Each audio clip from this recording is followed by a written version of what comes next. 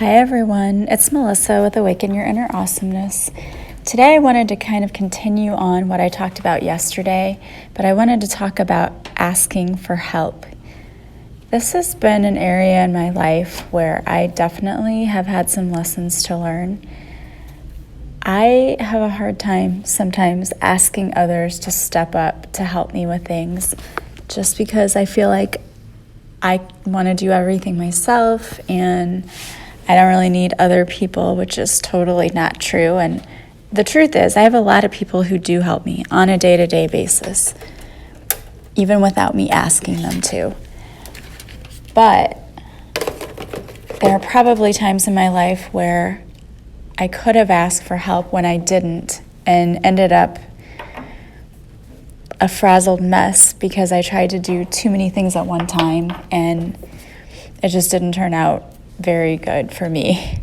So I want you all to avoid the mistakes that I made by asking people for help. It's not a sign of weakness to show that you need help with something. And it could be anything. It could be if you're having trouble getting your kids to different activities because you're just trying to get to 3 different places at once and you're not able to do it, ask for help. Or it could be something major, like if you're having trouble struggling with an addiction or a major area in your life, like if you're feeling emotional distress and pain or depression, then ask for help. I mean, there are so many people out there who want to help and who will help, but they don't always know we need it, or it's kind of a touchy area. Some people are afraid to step in when they see you struggling and say, do you need some help? Because we have this fear of hurting someone's feelings or overstepping boundaries. And while I understand that, if you know that someone's truly in trouble, step in and help, or step in and ask if you can help. Sometimes we're too proud to go to other people, or even when they come to us, we're still too proud and we say, no, I don't need your help. But the truth is, we all need each other to get through the day. Life is a struggle. It can be very difficult. It's busy. We're always on the go. There's no shame in asking someone for help or recognizing that you yourself need the help. It's actually a very strong and courageous thing to step up and say, I'm struggling, I'm in over my head, I need some help. I know that anytime I started a new job, I would always be that timid person at first who, if I didn't understand what was going on or I wasn't really sure what I was supposed to do, I wouldn't ask. And I would just stand there and be confused. But as I got older and the more jobs I had, I realized that that was my fault for not stepping up and asking, what's going on? What should I be doing? I'm not really understanding this. People can't read your minds and they don't know you're struggling if you don't say something. So you have to really be your best advocate. And that was something that I just didn't do for myself when I was younger.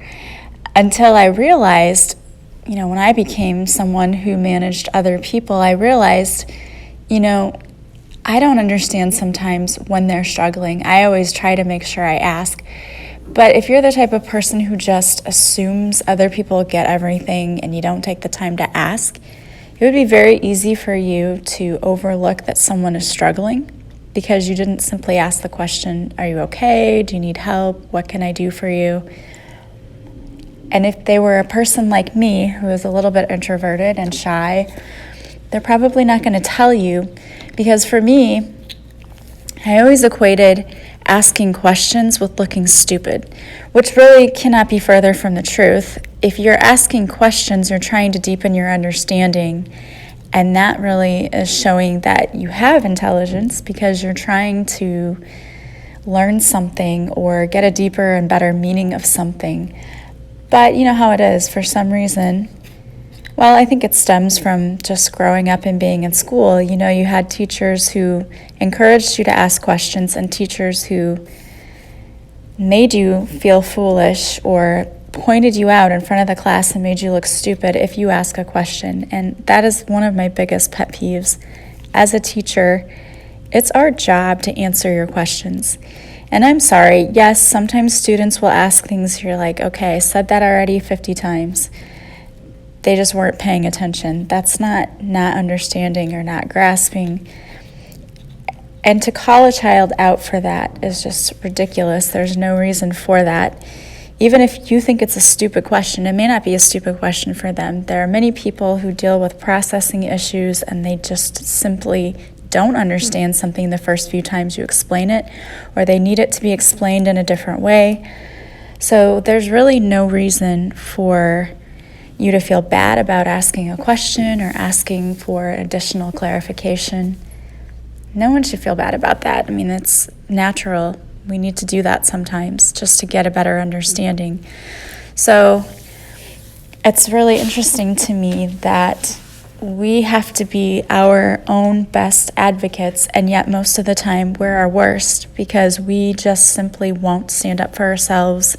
We won't ask the questions, and there are people who will and who do. But if you're anything like I was, that was me. I didn't want to make waves. I didn't want to seem to be someone who was not intelligent, so I just simply did not ask. And I've kind of gotten off on a tangent here, but my purpose was, make sure that you're asking the questions you need to ask if you need help with anything. That includes in your career, in your home life. If you, again, are struggling with personal issues, I hope that you have friends that you can go to and talk to, or relatives. But there are so many people out there who really don't.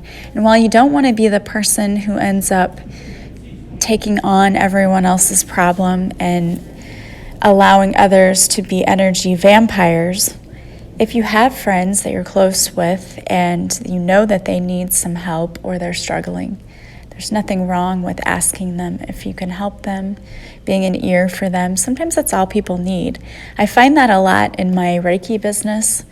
Oftentimes when people call, we spend the first several minutes just talking about what they're going through, and you can tell that they feel very relieved to have someone to talk to who understands what they're going through and who wants to know more about what their struggle is. That's a load off of their shoulders and their chest, and going to counseling is like that as well. You have the opportunity to just unload all of your problems and burdens, and we all need to do that from time to time. So I hope that you have somebody you can go to for that. And I hope that you realize you don't have to be Superman or Superwoman. You don't have to try to do everything by yourself.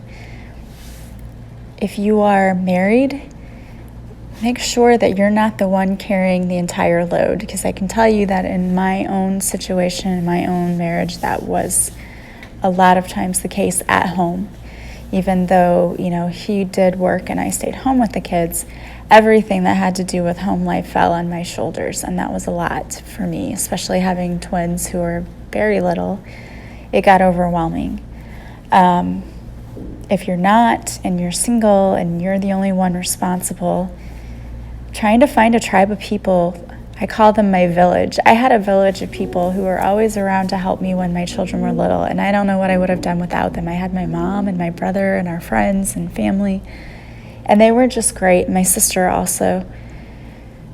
They would just be there anytime I called them and asked. I don't think I was always maybe as good as I should have been about asking sooner for help, but they were always willing to step up, take over, on days when I would be so overwhelmed with having to do everything for them. If they had the stomach flu, and there's two of them with the stomach flu, it was not fun. As soon as my mom got home from work, she would rush over and come and get one of them at least, and sometimes both of them, and say, okay, just rest. And sometimes just being able to sit down and not do anything was the best thing in the world. But I wouldn't have been able to do that if I didn't have somebody there who could step up and help me. So don't be afraid to advocate for yourself in all areas of your life. People are not mind readers. It would be great if they were, maybe. Actually, we probably don't want that all the time. But if they could read your mind and step up and say, hey, I know you're overwhelmed. I can tell that you're not you're not handling all this new responsibility very well, that you seem overwhelmed and you're struggling. Let me help. It would be great if people could do that. And some people can. Some people are very intuitive and they're very good at reading our signals and seeing that, oh, wow, this person looks like they're having a hard time. I better step in and help. But most people aren't. We're all intuitive, but some of us really just haven't tapped into that, and they don't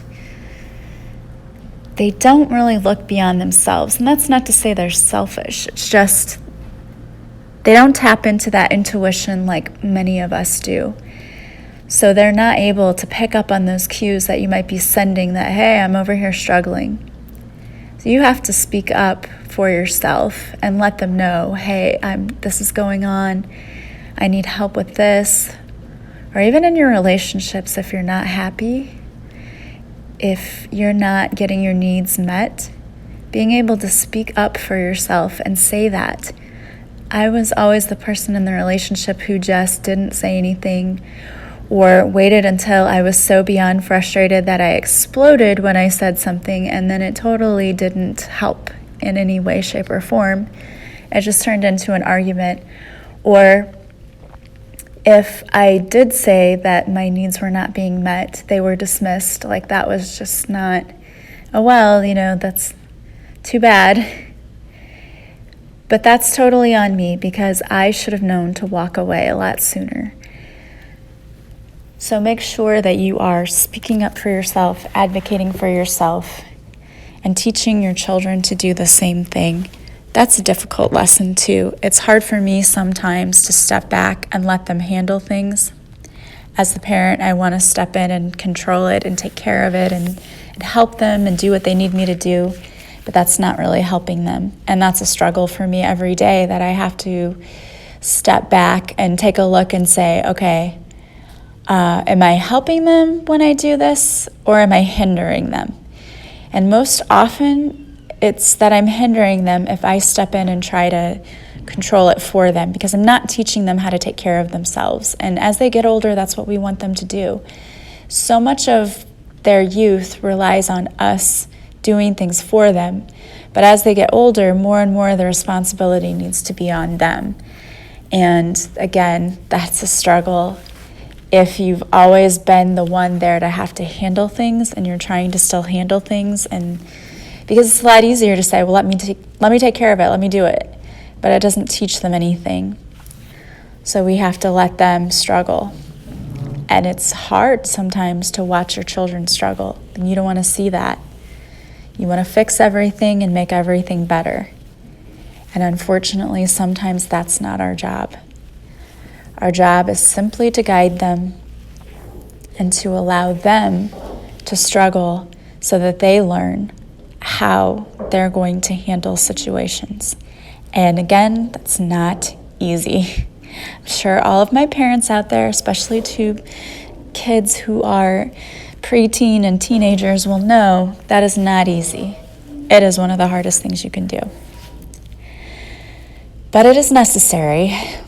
And eventually, when your children start taking on more of their own responsibility, it will get easier for you, because they're not going to come to you every single time they need something. They'll be able to figure things out on their own.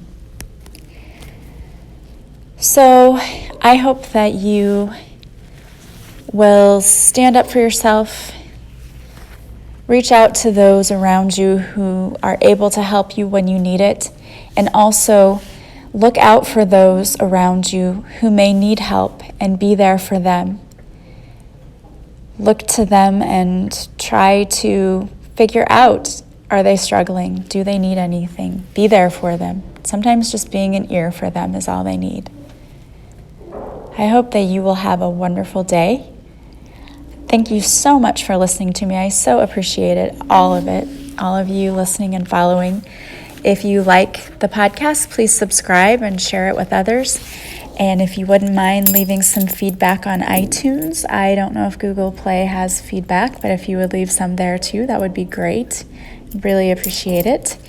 If you are interested in Reiki, please stop by my website and take a look and see what I have there to offer.